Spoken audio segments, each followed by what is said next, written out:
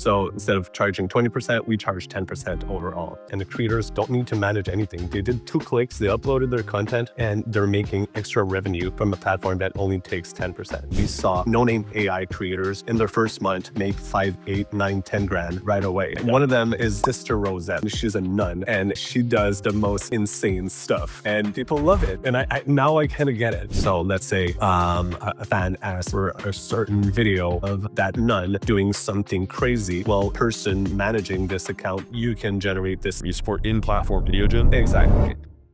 Then in, ready to go. So today I've got Olivier, or Ollie, the Chief Growth Officer of RM11. Thanks for having me as a guest. Yeah, absolutely. So RM11 is a new fan site that is looking to compete with the likes of OnlyFans and Fanvue and Fansly. And so I wanted to talk with you about the challenges of being a new player in this industry, kind of what makes RM11 stand out from more established competitors, why you decided to compete in like this very competitive business. And then as somebody who's really kind of in the thick of it, what trends you're seeing in the fan page industry and what you think the future of the industry looks like. One of the main reasons that I wanted to have this conversation with you is that you guys are very much an agency forward platform. And if you look at the incumbents in the industry like OnlyFans or Fansly, they're designed to have a very uniform experience for every single user, but they are not in any way supportive of their power users. But the power users are generating like 95% of the revenue for these platforms. And so in my head, I'm like, this makes absolutely no sense whatsoever. Yes, you need to attract creators, and obviously OnlyFans did that with like the big referral promotion around the COVID era, and that was the big kind of industry boom. But they did nothing to support agencies, which ended up becoming the dominant force in the OnlyFans ecosystem.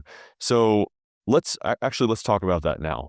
Explain to me kind of some of the mechanics of the fan page industry as somebody who's on the ground in the middle of developing one, because OnlyFans is obviously the top dog, but it's very obvious certainly to anybody that's listening to this podcast that's already in OFM, and really to anybody that's used the platform, that there is politely a lot of room for improvement. Yeah, definitely. Yeah, I mean, so the big advantage that OF has is basically they were the first movers, and they were able to capture a large share of the market, which means that basically a lot of people have already, like a lot of fans already have an account on their platform, which makes it very easy to convert versus a new platform. So if I'm a fan, I see someone I like on social media, I follow the link, I go to OnlyFans and I already have an account, I can just tip her right away, talk to her right away. And if it's on RM11 or Fanvue or another platform, well, the conversion rate is going to be, there's more friction, so it's going to be lower. So I need to get my wallet out, type in the code, and receive the verification email and all that stuff. So that's the big advantage that OnlyFans has, and it might not seem that big to most people, but it is. It's huge. When you look at stats of creators, you see like the creator might have had like 100,000 viewers on her account, and more than half of those already have an OnlyFans account. So it's huge. But apart from that, the platform itself is very bare bones. There's no CRM, there's no discovery. I mean, there is a little bit now, the discovery on the sidebar and stuff like this. But you cannot, it's very, very, very bare bones. It seems like they didn't really update anything, and at the same time, they're still making a bunch of money, and why change a working recipe, right? But the good news is it leaves space for us, the smaller players, to improve drastically the experience for both fans and creators and agencies. So what are some of the things that RM11 is doing to differentiate itself from other fan sites? Yeah, so one of the things that we did was we cut the fees in half. So instead of charging 20%, we charge 10% overall. So for any large agencies that's making millions per month, that's like significant. Huge, Even so, more for AI agencies, knowing that, okay, your only cost basically now is going to be 10% from the platform, and you can invest 90% of whatever revenue in, like, not 90%, but a larger chunk into driving traffic. So it's to me, I think it's a no-brainer there. I think large agencies that have their traffic, they have their fans, they can just move to another traffic like this and instantly make 10% more. Also, we made it super easy for creators to just upload their content from Fansly and OF. So in like 2 clicks, they go on the account on Room 11 and they can sync all the content and bring it to Room 11. So it's really hard. They say it's really hard to build something simple. It is, but it's worth it, and that's what we've been doing in the last year, basically. That feature in and of itself, because like the reality is, I would imagine, and correct me if I'm wrong here, one of the biggest challenges that a disruptive platform that like a smaller player in the space faces is not just friction from on the customer side in terms of like you have to create an account, you have to have new payment information that you're putting in, but on the creator and agency side, like they don't want to have to re-upload, in some cases, thousands of pieces of content to a new account. So you guys have basically just made that a completely frictionless process where it's just click, all of your content from OnlyFans is now on Room 11, and you can monetize it however you want. Is that an accurate Exactly. characterization? Exactly. And to go further, because I've been talking to a lot of agencies over the years, most of them don't like it's their main source of income. Sure. So you don't want to tell them like, hey, quit OF, start this new platform. I swear you'll make more money. Sure. Most of the time it would be a lie, and we don't want people to take that much of a risk with their main income.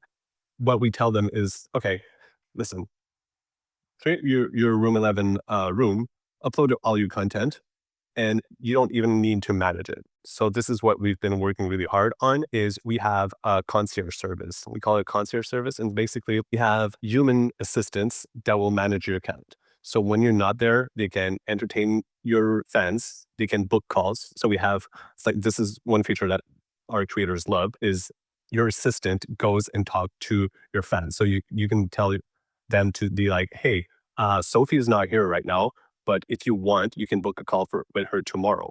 If you're interested, here's her agenda. And then the fan books the call, pays for it. The payment goes into escrow, and the day after, when the fan has the call with Sophie, Sophie gets paid. Like we're booking a lot of these calls, and the creators don't need to manage anything. They did 2 clicks, they uploaded their content, and they're making extra revenue from a platform that only takes 10%. Now, if you take this concierge service, we charge more. So it'd be we charge 40% total to have 24/7 coverage, have someone that posts content for you, really manages your account from A to Z. Where only job now is just upload content and make sure you drive some fans to your page. So So that's for something. Yeah, for an independent creator, that's obviously a super attractive option because you're basically saying like, look, you take no risk. You don't have to shut down your OnlyFans. You bring all of your content over to our platform, and then on top of that, we manage everything for you. And these are like human assistants. These are VAs. It's not like a fully automated or like AI assist process. Or how does that work? yeah. So I'm like the most AI forward guy ever, but still, like having had the bad experience in the past of like thinking AI was good enough. Sure. It simply is not yet. Like it will be Yeah. maybe in 6 months, maybe in 1 year, max 2 years, I think. But Yep. right now it's all human, and it's the only way of getting a really good service, let's say, for a creator and the fan to be happy. So yeah, I it's all human, and it's all really well trained team that yeah. So basically, we take care of all the training. And if you're a creator or an agency, you know how much work it is to train these people. The churn is insane. Most of it's them do not it's a show up. majority of your operational burden. Yeah, for sure. Yeah, exactly. So yeah, for small agencies, it's amazing. Small creators also, it's amazing. And also, there's no like long-term lockup. So Mhm. every month you can decide, okay, I'll try for 1 month. I'll pay 40% for 1 month and see how this team goes on my account. And at the end of that month, we ask you, do you want to renew or do you want to stop it? If you want to stop it, you want to chat yourself or you want to hire an assistant yourself, you can do this. And then you're back to 90% revenue to your in your favor. So that's something that is like super hard to do because there's so many moving parts. We don't have just assistants. We have assistant manager that make sure that everyone is on time, everyone is trained, the do's and don'ts and all that stuff, and making sure they respect the voice of the model. So yeah, that's a big piece of it. And also on top of that, we have concierge11.com, which is our like our CRM. So Mhm. basically we wanted we wanted to partner up with a bunch of CRMs. I know a bunch of people in the industry. I was like, "Hey, you guys want to build a CRM for us?" They're like, "Yeah, yeah, yeah, sure. Like we could probably start working on it in like 8 or 9 months." I'm like, "No, no, no. I need this tomorrow, man." Yeah, Like yeah. we have because we were talking to a bunch of agencies and they're like, you don't have a CRM. Like, how am I gonna? I'm like, okay, yeah, we need this. So So you guys but built an internal CRM. yeah, yeah, yeah. So we built our own CRM, based on the best CRMs out there, obviously.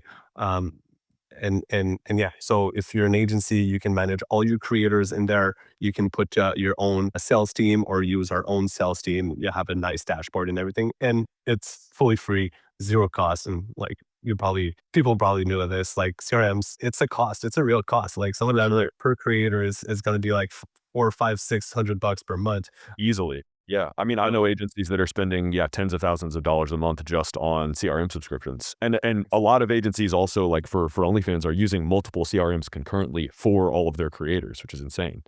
I know. And then you hire a new sales manager and he's like, "Oh, I prefer this CRM." So, it's a real pain. We get it. So yeah, for now, I mean, it's only working for Room 11 because that's our priority and people love it. And obviously, we're a small team and a really fast dev teams. What I do, like my main job day and night is just talking to agencies, talking to creators and asking them feedback. What do you like? What do you want? What do you hate?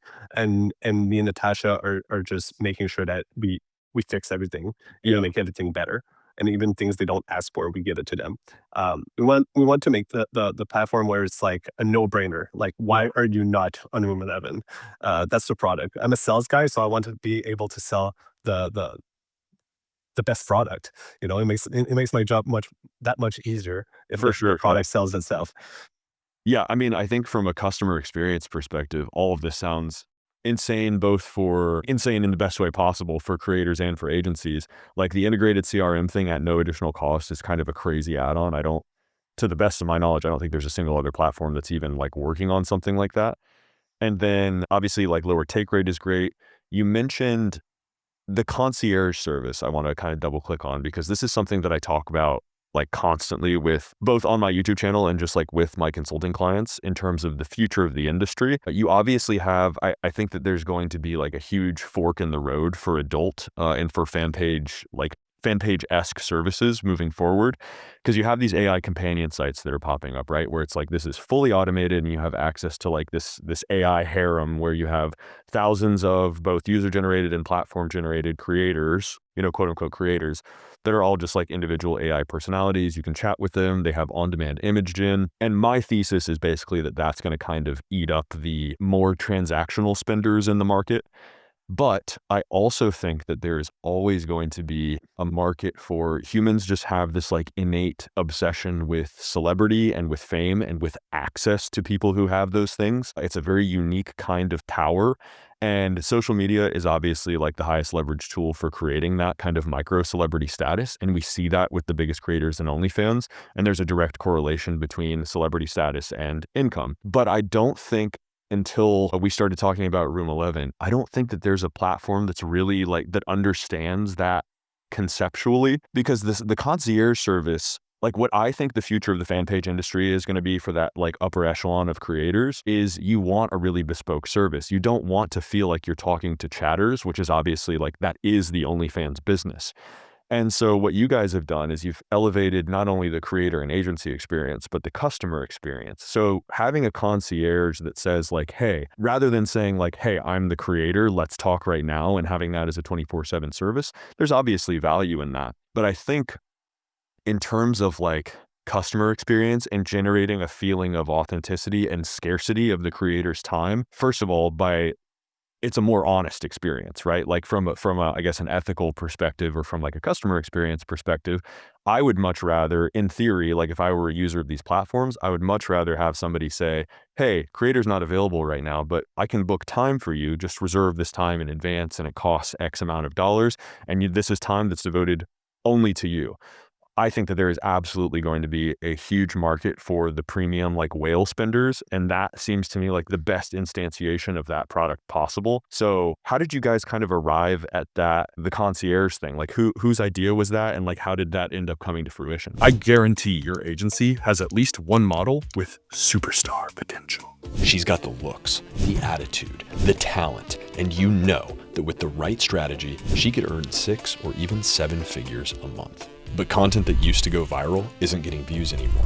Pages aren't growing how they should be, and you're tired of banging your head against the wall. I can fix that for you. I've spent every day of the last 3 years helping OnlyFans creators meet their potential and make millions of dollars, tens of millions of followers, and billions of views through organic social. And now I'm offering those skills to you as a consultant. I will build your models a multi-million-dollar brand from scratch. And I'll give you the exact processes and frameworks I've used to take creators to the very top on OnlyFans. If you've got a model you truly believe in, click the first link in the description, fill out my consulting questionnaire, and book your consult sooner rather than later. I only take on 3 clients a month, and spots fill up quick. Now, back to the video. Yeah, that's a good question.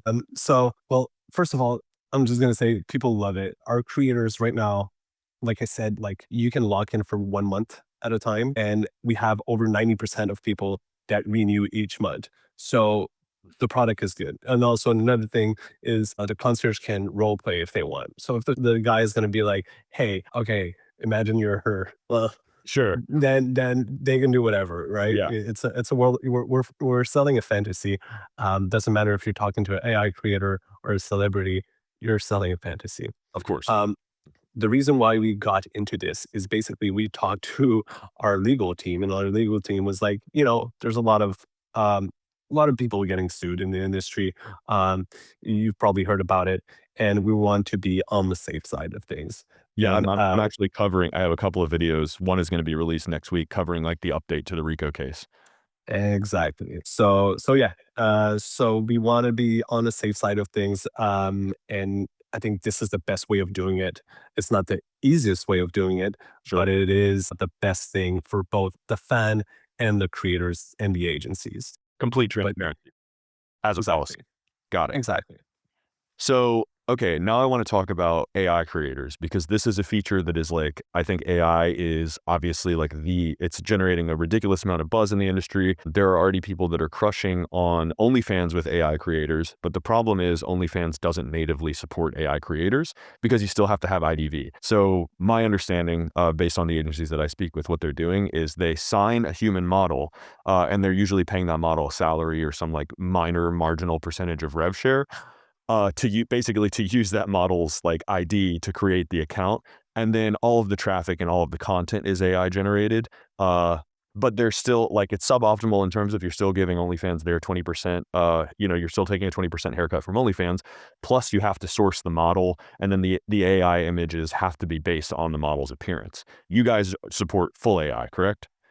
Yeah, exactly. So yeah, it's been going on for a while on OF, but you're always in the gray zone because OF has kind of strict guidelines concerning content and stuff like this. We saw a lot of people going to Fanvue because Fanvue is like AI first kind of platform, if I understand it correctly. So us, in our case, we're both real creators and AI. To me, was at first like a little bit on the back burner.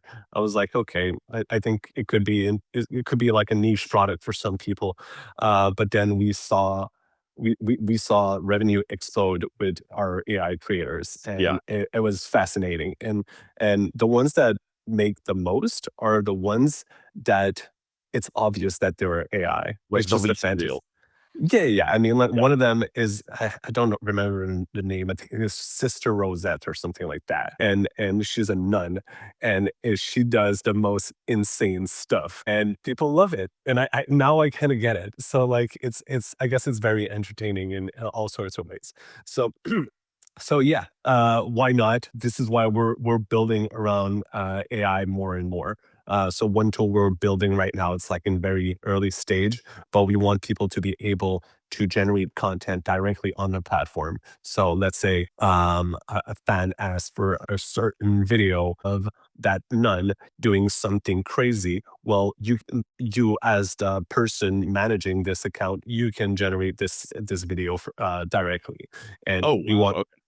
yeah, You and we support don't that in platform. You support in platform video gen.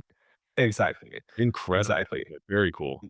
The point is we want to make this at cost price. Right. So not to make money from this, but make money from the sales of it. So yeah, we want to make the product that would be like I said, no brainer. Like why would you be anywhere else? No, that is incredible because I think one of the big struggles for people who have the OnlyFans agencies that have like been on AI from day one, obviously they have their own internal procedures for generating both promotional and NSFW content, but obviously no other platform is supporting like in-platform video gen. These agencies have had to figure out how to do it on their own. I think Room 11 could be potentially attractive for people who want to experiment with AI content creation because the upfront, like the promotional stuff, you can do that with like Nano Banana or any of the newer models. They're somewhat restrictive on like you can't like bikini content. I think is hard to produce right now. There's like a lot of obviously.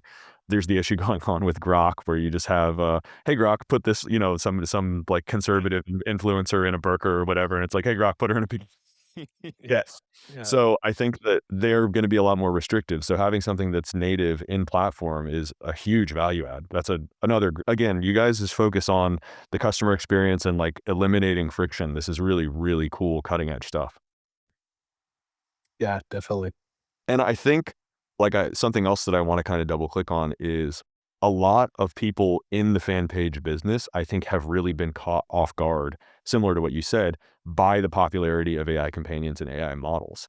From your, like, obviously you have a little bit more of a boots on the ground perspective. Why do you think it is that AI content works? Like, do you notice anything that you're able to share about like what common traits among the consumers of the AI content share? And do you see AI content as being something with like a short window of opportunity and kind of a gold rush? Or do you think it's something that's here to stay?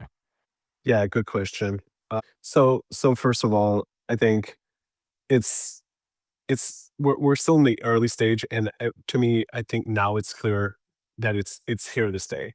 I think one of the main reason is mathematically the financials of it Mhm. make a lot more sense. So if you're an agency and you're managing creators, you have to obviously pay the creators. You have to pay for outfits. You have to pay for trips to make some cool photo shoots. You have to pay the editors, the photographers, the videographers, all of it. Yeah. All of that has Expensive. legit cost. Yeah, exactly. So, and we all know that the most important thing in this industry is the traffic. Mm. So all of this is getting away is cutting away from your traffic budget. So if you have an AI creator, you don't have all these costs. All you have to pay basically is your internet connection, 10% to Room 11, and then the rest you can spend on traffic. So I think this is why it's here to stay. These guys have much more firepower in terms of advertisement and driving traffic. And this is why we saw creators, no name AI creators in their first month make 5, 8, 9, 10 grand Yeah. right away from And there's no cost associated with that other than like the cost of exactly. an image and video gen. It's crazy. Exactly. So the costs are so small, and we've seen creators come onto the platform and they do good, but as not at the velocity of AI creators. It's just pretty wild. Like the guys that know what they're doing can make them overnight celebrities, basically. Yeah. Yeah. And it's wild. So no, I think it's here to stay, and the fans actually like it. So it's a win-win for everyone, in my opinion. Maybe not for the creators. That's For the human creators. Yeah. Yeah, I think it's interesting to me because obviously like the underlying sort of like theory of mind of the entire fan page industry is these are generally like the consumers of these products are generally like lonely guys with, let's say, limited access to, real life female companionship. Like on average, obviously that's not going to be the case of every single customer, but that's generally the target demo. And so I think the underlying assumption that's associated with that basically everybody in the fan page industry has been making for the last, let's say, decade almost. OnlyFans has been around, it'll be its 10th birthday this year, so 10 years, is that what you're paying for is like access to the creator's time and attention. And the underlying assumption there is you're paying for a real person's time and attention.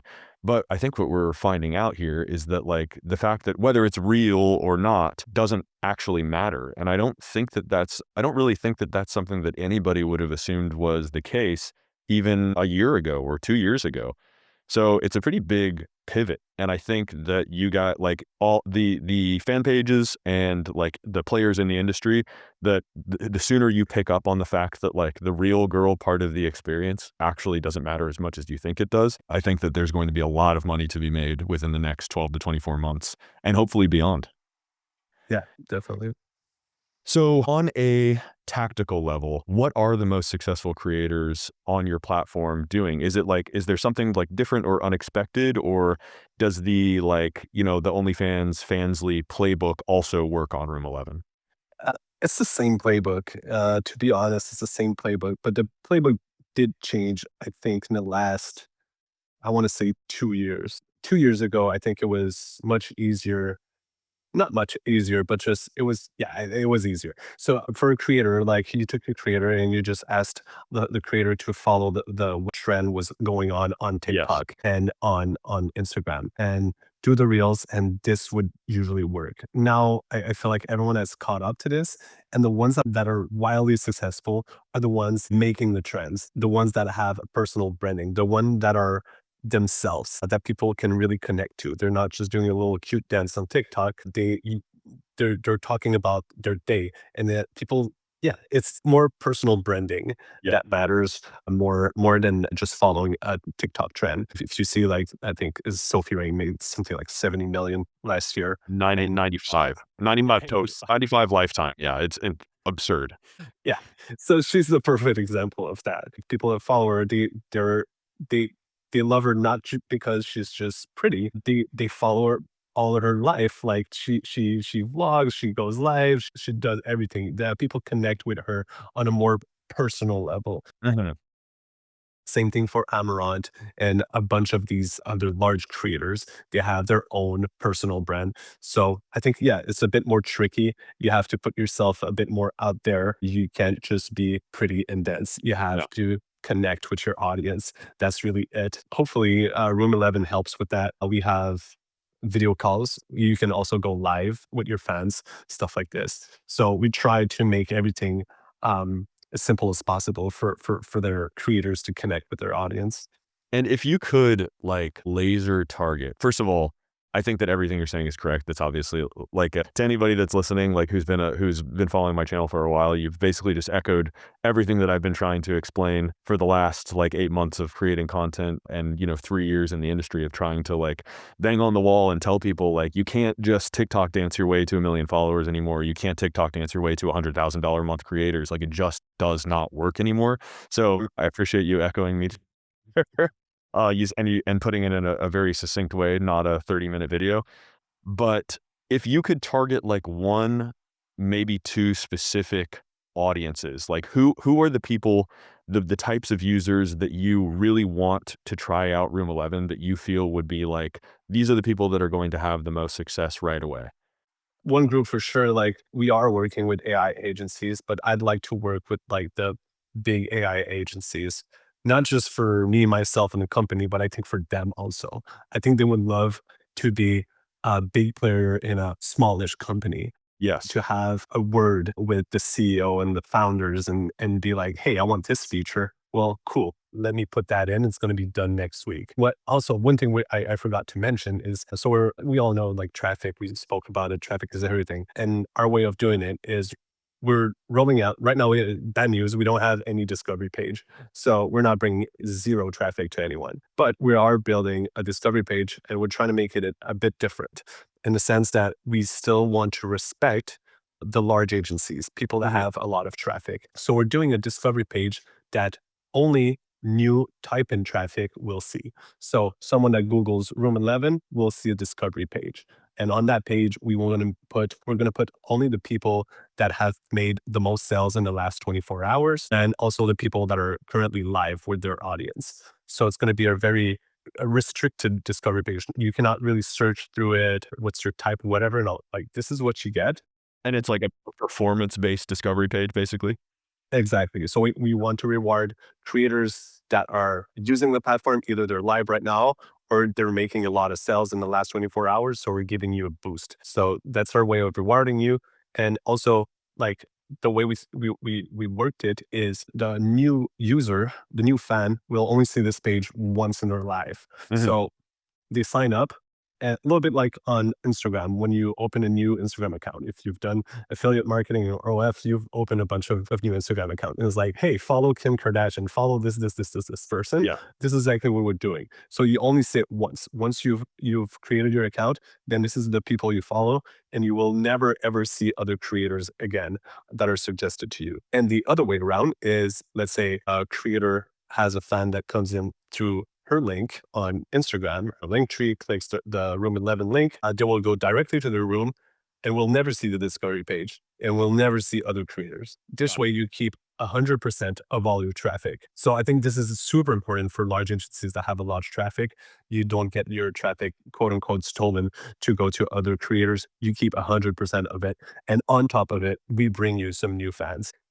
And also, we want to use this type of discovery tool to cherry pick creators that might be trending. So let's say we work with an agency and we see, okay, well, you have like a non-creator who's trending on Instagram right now. Well, let's put her on the front page. Even though she has not generated a single dollar, let's put her on the front page and see how that goes. Sure. So, Yeah. so yeah, there's a bunch of stuff that you can do with us if you're the agency and looking to work with a pro team in fan page. Would you be comfortable with like being contacted directly? I mean, I know people personally, obviously, but like for people that are watching this video that are running large AI agencies, would you be comfortable with those people contacting you directly? Yeah, definitely. I mean, that's what I do. I do trade shows and I network with people, and we cut deals like this. So obviously, yeah, if they want to reach out to me, they can. Okay, phenomenal. I will make sure to include that in the description. There's one more thing that I kind of wanted to cover that I think it's easy to gloss over in, especially just in this industry, like things that we take for granted. What is the actual, like, from the customer's perspective, right? So let's say I'm managing an AI model. They click on the model's link in bio. They go to her room 11. They're seeing her page. You have the same subscription model as like OnlyFans where the creator has the ability to set their subscription price? Do you have free pages? Like, what are some of the more granular details like that? Yeah, so right now we only have one page per creator. So you can decide either it's free, either it's paid. It's a monthly subscription. And then the creator has content. It's very similar to OF. I mean, you can extrapolate as much as you want and like try to make a new product, but like a fan page remains a fan page. So you have the page of the creator, and then there's some content that can be free, some content that is locked and you can buy. And then obviously you can chat with the creator, you can book a call, etc. So yeah. Okay, very cool. I think that's all the questions that I had. Is there anything else that you kind of want to like share or reiterate before we sign off? I don't think so. I don't think so. If I think of something, we'll do another one. Okay, awesome. Well, for everybody listening, if you are interested in trying out Room 11 for yourself, I highly recommend that you do so. Just do yourself a favor. There's going to be a link in the description. And yeah, I just want to say, like, I think the fact that you are approaching this with, obviously the creator is going to be an important element, but you guys are fully embracing AI. And the fact that you are approaching this with an agency first mentality speaks volumes about your understanding of this business and the future of this industry. And just that alone, like that understanding, obviously there's going to be the growth and the marketing piece that has to be perfectly dialed in. But I think just that baseline understanding and your ability to execute on that understanding means that you're going to be here to stay. So I would especially recommend that you check out Room 11 if you are experimenting with AI models or if you're a big AI agency. And yeah, if you're doing that at scale, like Ollie said, you can reach out to him directly. I'll make sure to include his contact information in the description along with the link. But thanks for coming on again, man. This was a super cool conversation, and it's been a pleasure speaking with you. I love talking to innovative developers and growth people in this space. So I really appreciate it. Thanks for having me, Francis. If you've made it this far and for some reason haven't already, be be sure to like this video and subscribe to the channel. Also, be sure to check out the description for links to tons of free resources, products, and services, including early VIP access to my upcoming course, my consulting services, and my free Telegram community for OnlyFans entrepreneurs and marketing professionals. Thanks for listening, and I'll see you in the next one.